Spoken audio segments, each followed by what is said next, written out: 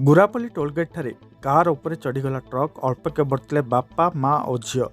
खलिकोट थाना अंतर्गत गुरापल्ली टोलगेट ठारे एक ट्रक पछुआ आसी पछरे थिबा एक कार उपरे चढ़ी जिबा फଳରେ उक्त कार भितर थिबा बापा माँ और झील अल्पके बर्ती जाइछन्ति।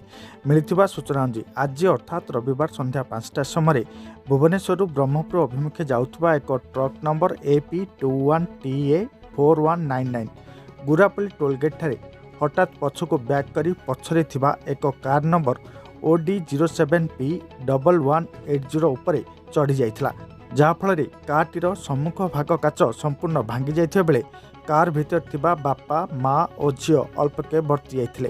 तेबे टोलगेट ठारे कार चालक और ट्रक चालक मध्य जुक्तितर्क होइतिला।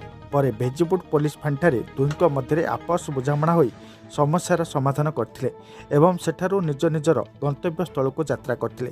तेबे टोल कर्मचारी मनमान जोगु आज दुईटी कार दुर्घटनाग्रस्त होइतिबा साधारण चर्चा हेउछि।